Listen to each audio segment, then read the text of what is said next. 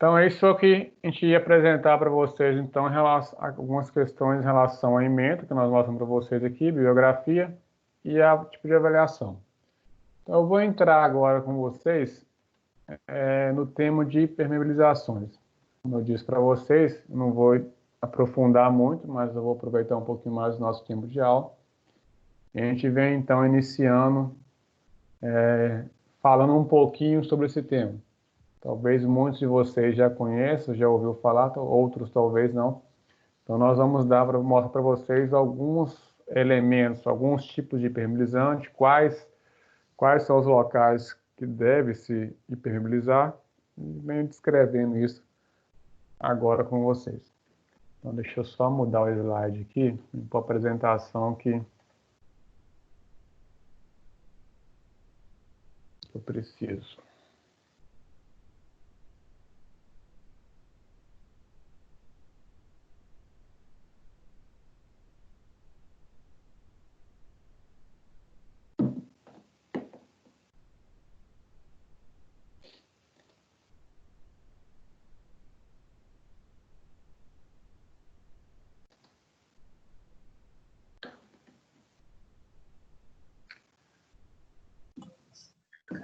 Então, Ô, vamos lá. William, agora não tem mais a vir esses outros tipos de avaliação, mais não, né? Esse semestre, não. Esse semestre parece que a faculdade chegou num consenso lá que não vai ter, não. Uhum. Beleza. A não ser que mude mais à frente, mas, assim, inicialmente, as informações que nos foram passadas em reunião que não teria.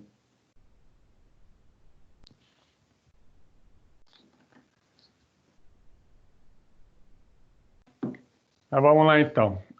Quando a gente fala de permeabilização, o que vocês imaginam que a gente falaria de permeabilização? Impermeabilização, a gente pensa mais em umidade, né? Você evitar que a umidade atrapalhe a sua construção, alguma coisa assim. Exatamente. Então, quando a gente fala em permeabilização, está falando de eliminação de água. Seria o principal intuito, né?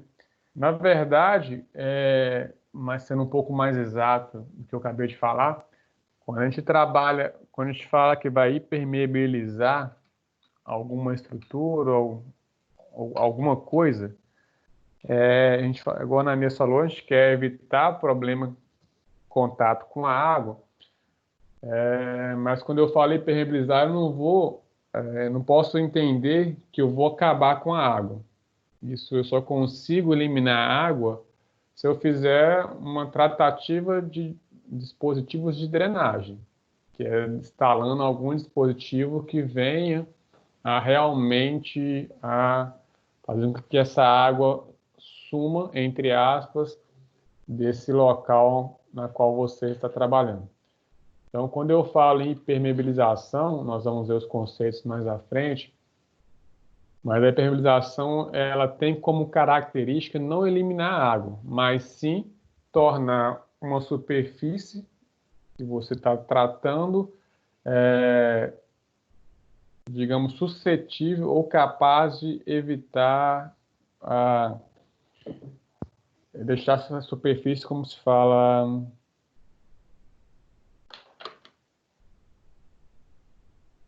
impermeável, não,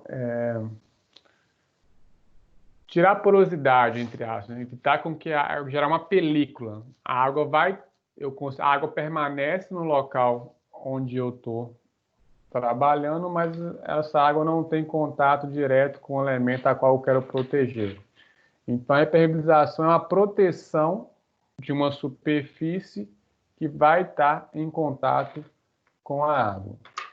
Então, quando eu falo em impermeabilização, eu não estou falando em eliminação de água, e sim uma proteção de uma determinada superfície que terá contato com a água.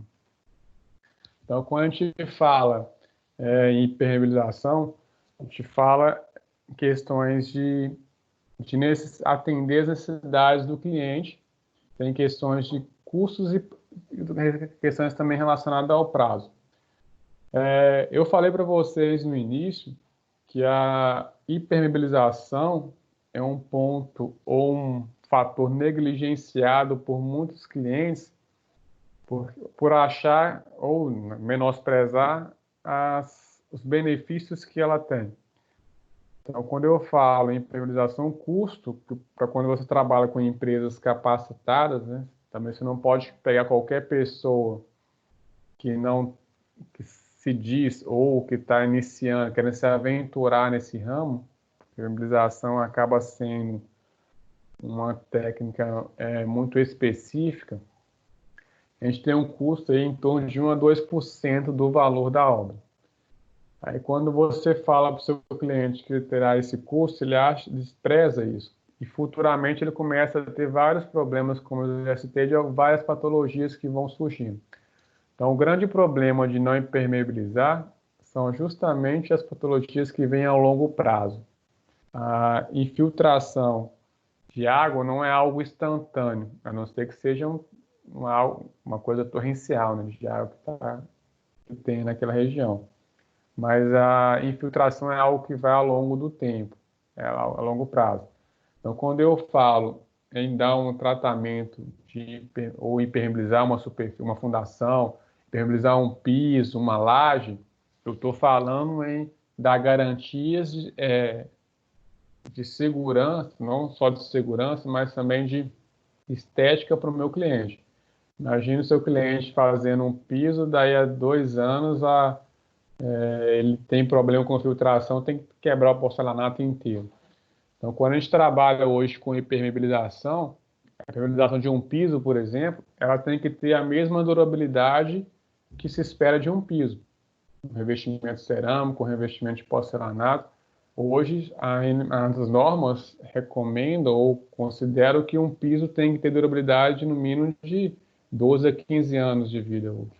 Então, quando eu falo em impermeabilizar, eu falo também que essa minha técnica que eu vou utilizar, que a gente vai ver que são diversas agora, daqui a pouco, também tem que ter esse mesmo prazo de duração. Então, a gente tem que justamente conseguir mostrar, apresentar esses pontos para o cliente. Então, quando a gente vem falando disso, é uma conjuntura de fatores a ser analisado para definir as melhores técnicas a ser, então, implantadas. Então, existe hoje uma constante estudos, né, com produtos que vêm, então, a impermeabilizar, desde produtos líquidos, como mantas, produtos sólidos, né, que são utilizados, então, na impermeabilização das nossas superfícies. Então, quando eu falo, por exemplo, de uma impermeabilização de fundação, geralmente a gente utiliza um produto mais líquido. Então, vocês já viram, em algum momento, vou mostrar mais abaixo também algumas fotos. Quando se impermeabiliza uma fundação, geralmente ela fica preta, né? O pessoal fala que até antigamente usava muito a palavra pinche, né? Que é o revestimento asfáltico. Nada mais é do que uma forma também de impermeabilização. Na verdade, um dos primeiros impermeabilizantes utilizado pelo homem é justamente o betume, que é um principal componente do asfalto. Vocês conhecem alguns como pinche. Então, se vocês olharem, a própria Bíblia vem trazendo citações em Gênesis, que é na qual onde fala, né, revestir a arca com betume, justamente para poder impermeabilizar durante o momento ali de contato com a água. Então, a impermeabilização já é uma coisa que já vem ao longo dos anos e vem se desenvolvendo produtos cada vez com técnicas mais apuradas e mais eficazes. Então, a gente vai ver diversos produtos, desde produtos de manta asfáltica, um material mais sólido, até produtos líquidos que vão ser implantados em cada caso específico. Okay? Então, como eu disse, a gente vem em constante procura de soluções construtivas para melhorar, então, as técnicas e os materiais a ser utilizados na impermeabilização das nossas estruturas. Bom, quais os problemas que a gente encontra hoje em caso de impermeabilização? Um dos principais é a falta de mão de obra qualificada. Acho que na construção civil como um todo, qualquer pessoa que você conversa, independente de ser hipermobilização ou de ser qualquer outro tipo de serviço, nós temos dificuldade quanto à mão de obra qualificada.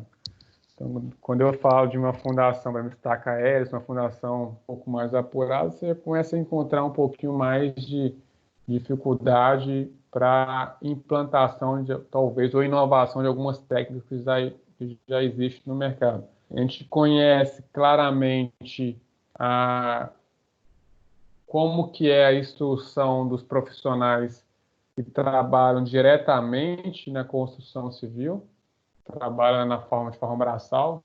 Nós sabemos que existem várias exceções, lógico, mas a grande maioria das pessoas que trabalham são pessoas que não têm um alto nível de instrução e quando tem instrução não teve treinamento específico para utilizar as técnicas que estão cada vez mais se inovando. Então, a gente tem na hipermobilização, não faz fugir da regra, essa dificuldade também quanto à qualificação dos nossos profissionais. Okay? Outro fato que a gente tem que levar em consideração também são o detalhamento de projeto. Então, quando eu falei aqui de mão de obra desqualificada, citei a parte operacional, mas a gente também tem a questão de a parte técnica também, que às vezes, em muitos casos, não tem esse preparo. A improvisação, até então, como eu disse, não é uma coisa que todo mundo executa, né? Na verdade, não é qualquer profissional ou qualquer empresa ou cliente que quer instalar algo desse tipo. Então, por isso também, em muitos dos casos, a parte técnica não valoriza também esse tipo de serviço, apesar de ser uma coisa que está em constante crescimento ultimamente. Hoje se vê claramente a importância de se dar, que tem que se dar essas questões de hipermobilização. E as diversas práticas também, né? Então, como eu disse, você vai ter diversos materiais no mercado, aí tem materiais de boa qualidade, materiais de qualidades ruins.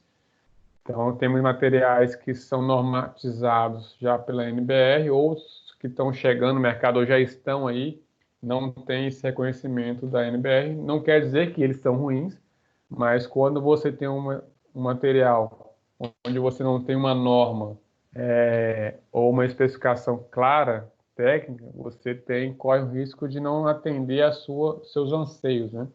Então, talvez essa é uma dificuldade que a gente também tem quando a gente trabalha com hipermobilização. Então, seriam esses três fatores básicos, né? Falta da mão de obra operacional qualificada, diversas práticas e materiais que tem no mercado, essa identificação é importante, e principalmente também a mão de obra em detalhamento dos projetos devido à falta de interesses das próprias partes técnicas que não dava tanta importância assim para esse tema. Então vamos lá. Então, a hipermobilização na construção civil, ao mesmo tempo que é um aliado, pode ser um elemento desejado nas construções quando não precisamos dela. Ou seja, quando eu falo em água, a água ela vem ser um aliado quando eu tenho que utilizar esse material para auxiliar na mistura de vários outros materiais que eu tenho que implantar na construção civil. Mas a água, em muitos casos, como a gente está vendo desde a parte de infiltração de um telhado, como a infiltração ou capilaridade do solo, então, as duas situações que eu apresentei para vocês, comentei anteriormente, fundações principalmente, quando eu não tenho ela hipermeabilizada, se eu tenho um lençol freático nesse solo, a tendência é que o próprio peso da edificação que vai ser construída e a porosidade dos materiais favorece que a água suba pelo processo de capilaridade. Não sei se vocês já fizeram a mecânica dos solos 2, se não me engano, o A1 que mostra isso, mas a capilaridade é uma capacidade da água subir pelos vazios do solo. A gente sabe que o solo é constituído basicamente de três fases, sendo a fase líquida, que é a parte de água, sólidos, que é o próprio solo, e o ar. Então, quando eu tenho essas três fases, deixa muitos vazios. a tendência da água é facilmente subir por esses vazios. Então, quando eu tenho capilaridade, principalmente quando você está fazendo sua fundação sobre um solo argiloso, a tendência é que essa capilaridade seja muito alta.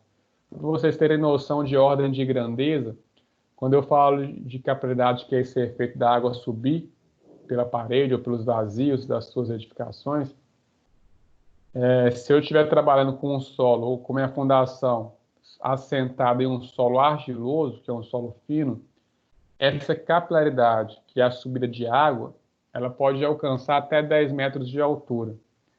Se eu tiver colocar a minha fundação em um solo arenoso, essa capilaridade, ou seja, essa altura que a água vai subir, pode ser uma altura, geralmente é uma altura menor. Em areia, é em torno de 40 centímetros, 60 centímetros no máximo. Já em argila, chega até 10 metros de altura, em alguns casos bem específicos. Então, quando eu não trato e permeabilizo, ou seja, coloco uma película em volta da minha fundação, o que vai acontecer? A água vai entrar pelos poros vazios das edificações e vai subindo e gerando as patologias aqui. Então, por isso que eu comentei, principalmente aonde? Aonde eu tenho na parte de baixo, nas garagens, né? Que é a altura que a água vai conseguir subir. Chega a determinado ponto, ela não sobe mais porque perde força, perde energia. Vocês podem fazer uma correlação entre isso, a altura que a água vai subir nas paredes ou nas fundações, imaginando uma mangueira, né?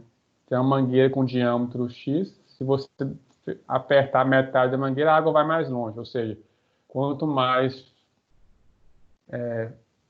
a pressão ali dentro daqueles vazios, maior facilidade a tendência da água subir pelos poros. Vocês vão ver isso na mecânica dos solos com mais tranquilidade, se já não tiver visto. E um outro fato, um outro momento que a água também pode vir nos atrapalhar, ou vem nos atrapalhar com muita frequência também, é quando tem infiltração, né? Principalmente quando você bate laje. Hoje ainda é muito mais frequente, né? Principalmente para as lajes que se tem, se vocês conversarem com pais de vocês ou com pessoas que trabalham na área já há um tempo maior, antigamente não se tinha tanto problemas com infiltrações de laje, né? Hoje você bate uma laje, daí 2 semanas, se chover, ela vaza inteiramente. A gente sabe que antigamente as lajes eram basicamente de tijolo, então tinha uma espessura maior devido ao fato de ter tijolo, e o próprio concreto tinha também uma espessura era um pouco maior. Então isso, quanto maior a espessura, mais difícil é da água passar para a parte de baixo. Hoje você tem lajes com 6, 7 centímetros, em alguns casos até 5, de concreto. Isopor, que é extremamente poroso. O que acontece? Choveu, qualquer coisa chuvinha, a água basicamente então desce para as camadas inferior, para a camada inferior. A tendência da água é buscar sempre o local mais fácil. Além do que, pelo fato de você ter hoje um concreto de baixa espessura, a tendência é que ele fissura um pouco mais rápido, já que ele perde água também mais rápido. Consequentemente, a laje vai ficar cheia de fissuras, né? Então vai realmente entrar água muito mais fácil por essas fissuras. Então, uma das formas que a gente tem também hoje é o colocar telhados ou impermeabilizar.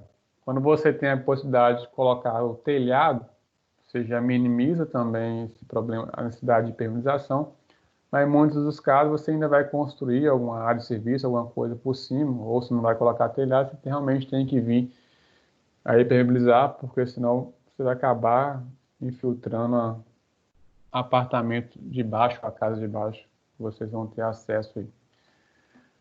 Então hoje seria algumas das situações na qual a gente tem que analisar, que é bem frequente, né? Existem outros pontos a serem analisados. Até aqui, pessoal, tranquilo? De boa. Ok, de boa. Tranquilo. Mas alguém tem alguma dúvida, pode falar, tá? Bom, então, como eu disse para vocês, quando eu falo em um sistema de permeabilização, eu não estou falando de eliminação da água. Se eu quiser eliminar a água de algum local, igual está nessa fundação aqui, ó, se eu quiser eliminar essa água, eu vou ter que dotar um sistema de drenagem. O sistema de drenagem pode ser desde drenagem superficial, que é evitar com que essa água infiltre através de canaletas, outros dispositivos, ou drenagem subterrânea, instalando aqui drenos profundos que vai captar essa água e evitar que ela chegue na fundação. Porque, em geral, isso acaba sendo muito mais oneroso e nem sempre tão eficaz, dependendo de vazões ou precipitações que estavam fora do esperado, que é o que mais está acontecendo ultimamente. Então, quando eu falo em um sistema de permeabilização, eu vou basicamente selar, no caso aqui, vedar, né, os materiais que são porosos. Então, eu vou gerar uma película de proteção nesses meus materiais para que eles fiquem envolvidos por essa película, evitando então com que a água consiga percolar por entre os poros que tem nos nossos dispositivos, ok? Então, o sistema de permeabilização ele vai propiciar conforto aos usuários finais de qualquer construção, seja ele comercial, industrial ou residencial. Então, quando eu falo em conforto, eu falo principalmente do transtorno que isso pode vir a gerar através das patologias que podem surgir se eu não dou um tratamento de uma impermeabilização adequada. Novamente, um dos fatores, uma das patologias mais claras que nós temos é o próprio mofo, que acontece muito dentro das residências. Então, quando você tem infiltração, isso acaba gerando esse desconforto para o seu usuário. Então, às vezes, não só desconforto visual, mas também desconforto em relação à saúde, questão de cheiro, enfim, pode desencadear várias outras coisas, outros fatores.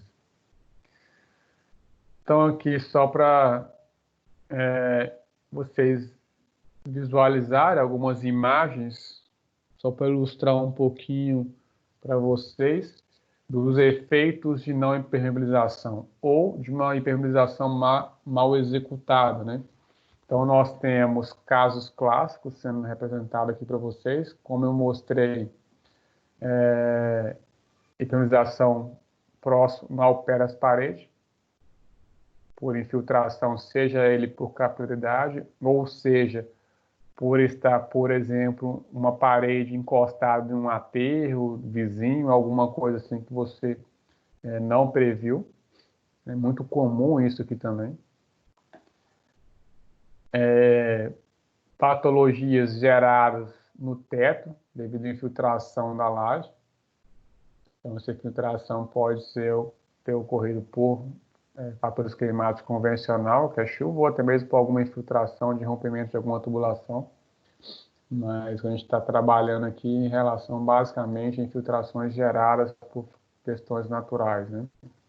Então, o que vem acontecendo, desde a questão de descascamento ou desplacamento de material, quando hoje nós temos muitas edificações com forro ou o reboco sendo executado com gesso, temos patologias ainda muito mais intensas do que essa quando eu trabalho com reboco convencional, né? Sabe que o gesso ou esse material cartonado utilizado com forro não resiste muita água. Então, se ocorrer infiltrações, essas patologias são muito mais intensas do que está sendo mostrado para vocês aqui agora. Então, as duas mostrando patologias, as duas de cima mostrando patologias na parte do teto, e as duas embaixo estão mostrando basicamente patologias no pé da parede, ocorrendo então de cima para baixo. Aqui de cima de baixo para cima, aqui de cima para baixo. Ó, de baixo para cima, desculpa. Então eu tenho as duas situações. Então imagina às vezes que a água novamente vai vir só por gravidade, né, que é a tendência natural dela, mas pelo fator ou pelo efeito com esse de capilaridade, a gente consegue então mostrar para vocês que ela também vai acontecer, vai acontecer ao contrário, né? Subindo aqui por ascensão capilar. Então, essas são algumas imagens ilustrativas só para a gente tratar basicamente dessa questão de impermeabilização. Então, alguns dos problemas mais comuns encontrados com a presença indesejável da água. Então, quando eu tenho essa presença de umidade nas estruturas executadas no solo, então a presença de umidade nas paredes perto do piso, é o que a imagem ilustrou para vocês. Vazamento de água e lajes, das lajes, né? Vazamento de caixa d'água. Um outro fato que a gente tem muito também, citei para vocês os casos mais comuns, né? Mas quando se executa caixa d'água de concreto, quando você tem um volume maior, muito acostumado com caixa d'água de polietileno ou de fibra, né? Basicamente, quando eu tenho residências menores, quando eu faço de residências maiores, prédios, edificações, a gente faz caixa d'água para uso comum, que são caixas de grande volume, então constrói-se um reservatório de concreto em geral. Nesse caso, um dos grandes problemas que se tem é justamente a questão da infiltração, porque às vezes essas caixas d'água não são feitas a impermeabilização de forma adequada. A grande maioria das vezes é feita essa impermeabilização, mas como eu disse, a falta de profissionais qualificados ou o desprezo com esse tipo de serviço gera esse tipo de patologias que acontece de forma bem comum. Outros locais que acontecem também problemas devido à água são piscinas, muito comum também. E nos próprios pisos, como já mostrei, ilustrei para vocês na imagem anterior, acho que tinha uma coisa de piso, não estou enganado. Bom, esses seriam os problemas mais comuns que a gente tem quando a gente fala de impermeabilização.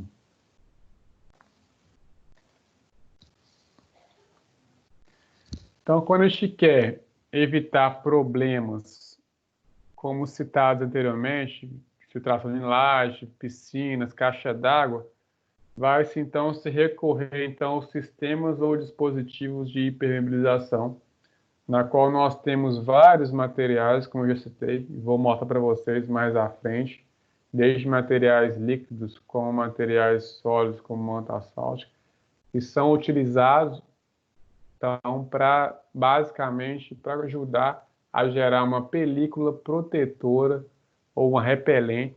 Em alguns casos, alguns materiais utilizados em impermeabilização, eles não somente geram película protetora.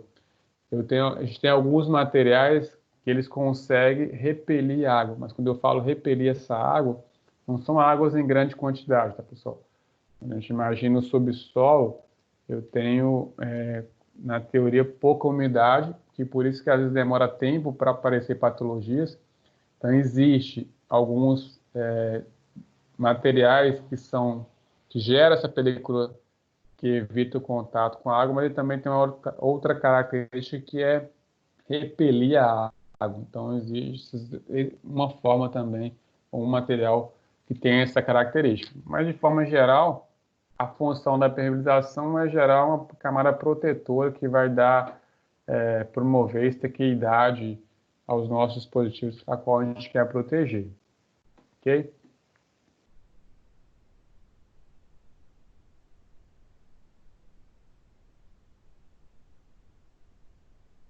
Bom, então, como eu disse, vou só falar só mais esses slides, a gente finaliza para não entrar em muito detalhe. O custo quanto à impermeabilização, eu disse para vocês que o custo para poder a gente implantar um sistema de impermeabilização é, em geral, de 1 a 2% do valor previsto por uma obra. Então, quando a gente fala para um cliente que você tem uma obra que vai ter que aumentar em 2% aquele valor inicial, às vezes ele assusta e acha que isso não é necessário dar ou fazer alguma interferência, né? O fulano que meu vizinho não fez, não deu nenhum problema até hoje, o meu também não vai dar. E às vezes acaba que é um barato que sai caro, né? Você negligencia algo, depois vai te trazer um transtorno muito grande. Às vezes o custo que você vai ter para reparo é muito maior do que o custo que você tem para impermeabilizar durante a execução. Então, quando eu tenho a questão de reparo, o custo pode ser até 15 vezes maior do que o previsto quando se faz um projeto. Então, se você inicialmente não quis gastar 1 ou 2% do valor inicial para poder executar a hiperrealização, você pode chegar a um aumento da vida útil da sua edificação, você tem que gastar 15% a mais. Então, como eu disse, é um barato que sai caro. Quando eu falo que é um barato que sai caro, porque além do custo financeiro, você tem o transtorno, né? Imagina você já morando numa residência, ter que fazer obras para poder reparar algo que poderia ter sido evitado. Então, a gente tem que analisar toda essa questão quando a gente leva em consideração questões de hipermeabilização. Então, só para finalizar esse slide, só uma coisa que Venturini fala, que é o seguinte: quanto maior o atraso para o planejamento e execução de um processo de permeabilização, mais oneroso vai ficar a retificação daquele problema, daquela patologia, né? Então, quanto mais tempo demora para identificar esse problema ou planejar a execução desses dispositivos de hipermeabilização, mais problema e prejuízo você vai ter ao longo do prazo. Então, pessoal, a gente tem bastante coisa para falar sobre hipermeabilização, então vou mostrar para vocês rapidamente, na próxima aula, na próxima aula mais detalhado, questões como que funciona, quais os tipos de hipermeabilizantes que eu tenho, como já disse, tenho rígidos, flexíveis, que são os líquidos, como que se dá os sistemas de aplicação em laje, em piscinas, quais são as falhas que tem, quais são as normas que a gente trabalha para considerar processo de hipermeabilização, como que funciona quando eu trabalhando com hipermeabilização rígida, como funciona quando ela hipermeabilização é flexível. Então, nós vamos mostrar alguns materiais que são utilizados, como que é a aplicação. Então, aqui a flexível é mais, como a gente viu, mais líquida, forma uma membrana. A rígida é algo mais voltado para a utilização de material cimentício. Então, a gente vai mostrar também essa questão de utilização da base, como que funciona, como eu ilustrei para vocês inicialmente, quando eu impermeabilizo uma fundação, que está sendo impermeabilizar as vigas baldeirames para poder evitar problemas de capilaridade. Então, elas ficam com essa textura, mas assim, a gente vai ver com mais calma como procede tudo isso na próxima aula e quais são os materiais que nós temos para poder impermeabilizar desde a fundação, então a telhados e piscinas, caixa d'água. Eu não vou aprofundar muito, como eu disse, a aula de hoje era só para vocês terem noção do que a gente vai falar no decorrer desse semestre. Então, só para a gente nos situar um pouquinho mesmo. Eu provavelmente, como eu disse, eu volto na próxima aula, eu já devo voltar no Google, no Meet lá para vocês. Mas, de qualquer forma, acho que, na pior das hipóteses, se eu eventualmente não conseguir, a gente volta, a gente trabalha com esse aqui mesmo, já que não tive muita dificuldade, vocês não tiveram, acho, muita dificuldade para entrar, na verdade, não sei se vocês tiveram. Vocês tiveram dificuldade para acessar?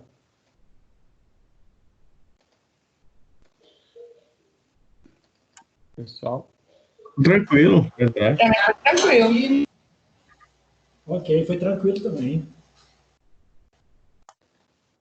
Então, beleza. Então, assim, eu vou adotar o mesmo padrão que a faculdade adotando, vai ficar todo mundo homogêneo, né? Mas caso eu não consiga até na próxima semana ter meu login no Meet, aí eu basicamente eu trabalho com vocês essa parte e trabalho por aqui e a gente vem ajustando com mais tranquilidade isso depois, ok?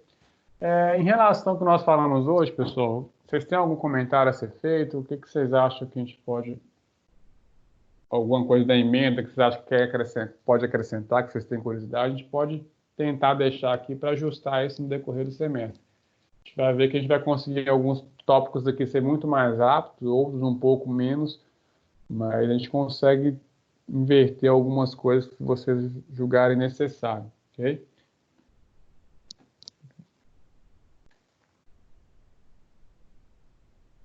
O que vocês acham aí? Depois, na verdade, vocês pensam com calma também, se vocês quiserem, depois vocês podem falar na próxima aula, já que... Ok, tá tranquilo. Tranquilo? Você está com o e-mail da turma? Como que tá aí? Porque eu já mando isso aqui por e-mail, que aí você já tem esse material da aula de hoje, dessa treinamento Manda pelo WhatsApp você foi adicionado lá. da turma, né? A pessoa tá Não, beleza. Não, tranquilo, eu mando lá então. Se não ficar muito pesado para enviar por lá, eu gero PDF, pelo menos. PDF que vai tranquilo. Não, tranquilo. Beleza?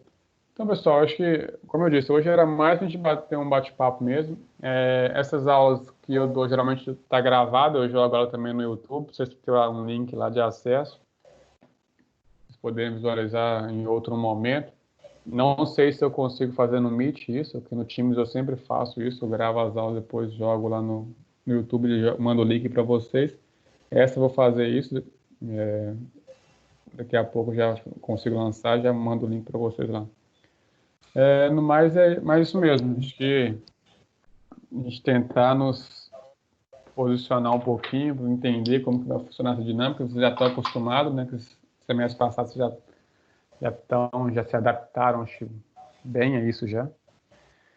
Mas a gente está em constante tentativa de melhorar, né? Essa dinâmica que a gente está dando para se adaptar a essa situação. Então, quem tiver alguma dica, algum comentário a ser feito, pode ficar à vontade. Acho que para mim é de grande ajuda quando alguém consegue expor ou me ajudar a melhorar alguma coisa aqui. Acho que isso é importante, tanto para o meu crescimento como para o de vocês, né? Para ajudar a todos, né? O Douglas pode falar. Oi, boa noite para você, boa noite para noite. todos. Só uma informação sobre a videoaula aí. Se você for gravar ela pelo Google Meet, você tem que entrar pelo seu e-mail da faculdade, né? Ela fica salva no seu OneDrive de professor e através dele você pode compartilhar o link para a gente também. Dá certo dessa forma. No YouTube também, pelo Teams que você falou, também dá certo. Mas pelo Meet tem que ser pela matrícula de professor para conseguir gravar a aula, senão ele não dá certo. Tá? Só uma informação para agregar. Isso que o pessoal tinha comentado comigo mesmo, como eu falei, assim, eu não tinha dado aula pelo Meet ainda, eu só utilizo o Teams, porque eu já consigo, por aqui eu consigo gravar. O pessoal no semestre passado estava reclamando que não conseguia gravar porque não tinha e-mail institucional, né? Como o meu ainda não está pronto, o meu e-mail institucional, eu não consegui nem acessar o Teams para mim poder utilizar. Então, é o que você realmente falou, Douglas. Vai ser possível a partir do momento que eu tiver esse e-mail. Então, eu creio que na semana que vem já deve ter ajustado isso.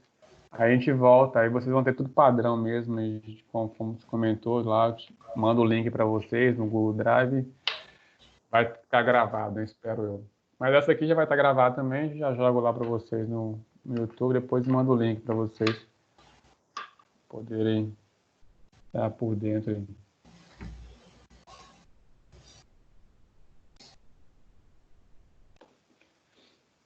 Mais algum comentário, pessoal? Alguém quer fazer mais algum apontamento?